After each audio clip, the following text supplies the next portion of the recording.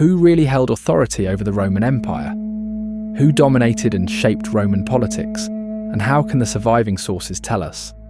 Historians of the ancient world rarely have the luxury of complete archives or continuous biographies. What survives instead is fragmentary, a name on an inscription, a list of offices, or a passing reference to a relationship. From these scattered bits of information, historians piece together relationships and careers. Prosopography is a vital tool that helps historians do just that. The surviving evidence largely talks about people in positions of power and the upper levels of society, ignoring much of the population. But by following careers, marriages, patronage, and shared offices, individuals begin to appear as part of political groups and powerful families. So prosopography allows historians to explain how power worked and how it changed.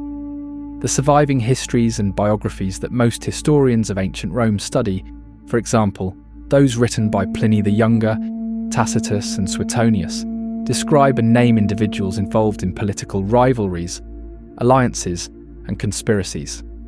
Therefore, each source is valuable in its own way, and brought together they can tell a story.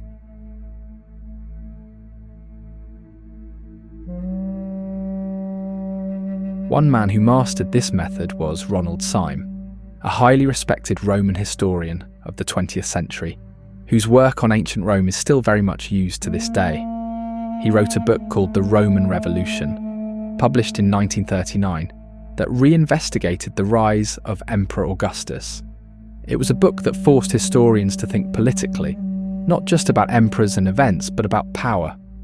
Syme demonstrated how power was gained, how it was disguised, and how it was made to look acceptable.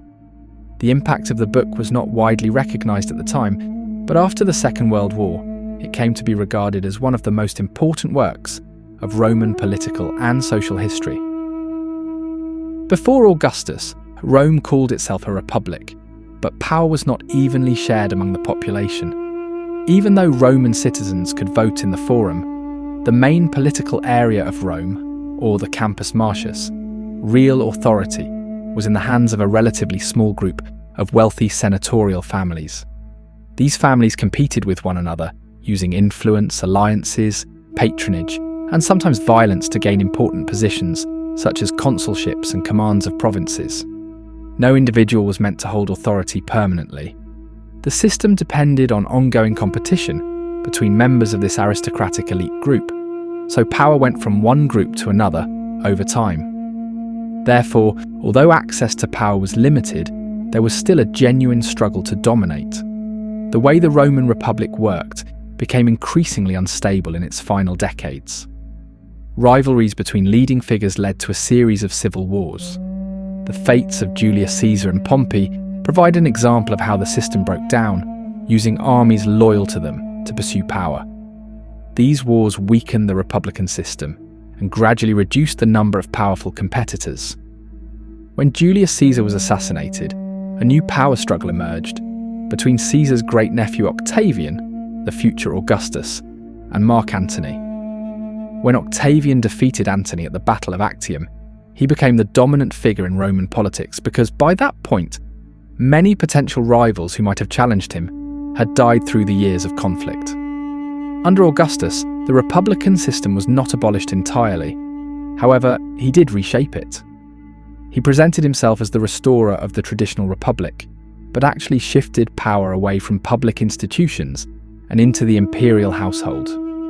By keeping the appearance of the republican system in place, he was able to keep fears of one-man rule under control and present his position as a continuation of tradition rather than a break from it.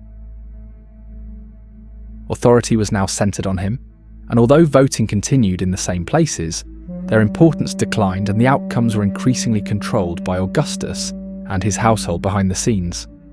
He also controlled Rome's governance, legal power, and commanded all provinces with armed forces, holding authority over all other officials so he could overrule them. This gave him control over the entire military. The Senate kept the senatorial provinces, peaceful ones without troops, but these lacked any political control because they had no military support. The reality of the situation was that no one could realistically oppose him. This changed how the elite operated. The Senate and public offices remained, and Rome continued to be governed by a small circle of elite families, closely tied by blood, marriage, and shared interests. But how their careers advanced depended on Augustus's approval. They could achieve success, but could not challenge the system or reach a position of ultimate authority. Most members of the elite accepted this system because it offered a better alternative to continued civil war. The Senate officially granted him his powers and titles, including the name Augustus, helping to present his authority as legitimate rather than forced. When Augustus died, the new way of doing things, which became known as the Principate, continued through his successors, who either came from his own family or very close circle. Over time, a clearly monarchical system developed.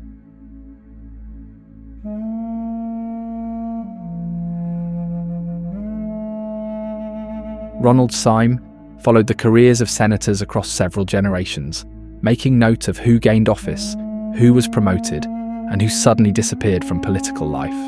He focused on those who held power, not just the way it was described in sources such as the Res Gesti Divi Augusti, a carefully written presentation of Augustus's rule. As he put it in the Roman Revolution, in all ages, whatever the form and name of government, be it monarchy, republic, or democracy, an oligarchy lurks behind the facade. And Roman history, republican or imperial, is the history of the governing class. The marshals, the diplomats and financiers of the revolution may be discerned again in the Republic of Augustus as the ministers and agents of power, the same men but in different garb. They are the government of the new state. Page 7. Syme saw that the change in elites under Julius Caesar and Augustus, which he described as a revolution, helped to shape the character of the Principate. Some of the new elites had only been local aristocrats, but by bringing in new elites, Augustus widened the ruling group and tied their careers, status and influence to his system, helping secure loyalty across the empire. Before Syme, Augustus had often been described as restoring the Roman Republic and bringing order to chaos. He showed that Augustus moved carefully and quietly, keeping the language, rituals and outward appearance of the Republic intact, while making sure that real power could no longer be challenged. Ancient authors such as Velleius Paterculus and Tacitus provide different pictures, the former more favourable, the latter more critical. In select correspondence of Ronald Syme, 1927 to 1939, a private letter written by Syme to a colleague is included. In it he wrote that his book was rather shocking and that nobody will like it. What prosopography allowed Syme to do was read between the lines of official stories and show what had actually happened. Some families joined Augustus and rose, whilst those against him fell. Alliances were made through marriage, and families within Augustus's oligarchy supported each other. Success was not random, and Syme's strength was his attention to what happened time and again across different careers. He knew how important names were and how Roman naming practices preserved family history. For example, adoption could lead to a change in name, but also keep a hint of an old one. If a man was adopted into another household, he would often take on the name of his adoptive father, but retain part of his original family name. Adoption was common among the Roman elite. Sometimes a family lacked a male heir, other times it was done for political reasons. These recorded adoptions are further pieces of evidence that allow historians to connect family ties using prosopography. These details are small, but when examined across many cases, they create a clearer picture of how elite society operated. It is the historian's job to decide how far the available evidence supports a conclusion, and many times what is missing has to be considered, as well as what survives.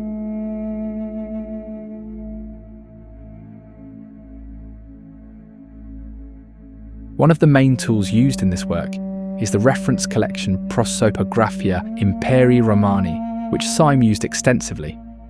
It is a multi-volume work that collected information from inscriptions and literary sources about Roman citizens and officials, Each entry gives what is known about an individual, including official positions and family details.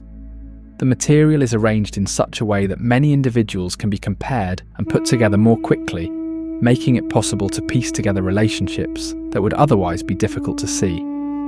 The project was begun in late 19th century Germany by scholars such as Elimar Klebs, Hermann Dessau, Paul von Roden, Edmund Grug, and Friedrich Münzer. They wanted to collect and organise the scattered evidence for Roman officials and elites. Working through inscriptions and literary sources piece by piece, they compiled thousands of entries, each based on surviving evidence. It was an immense project that took decades.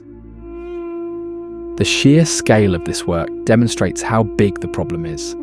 Thousands of elite individuals were named across the Roman Empire, and in the histories and biographies that were preserved, many only recorded very briefly. If there were no clear way to organise such information, seeing how these individuals relate to one another would be very difficult. But the details for each entry were not simply placed inside this reference work. Each named person required careful interpretation to be identified. Where the sources are unclear or incomplete, different conclusions are still being made.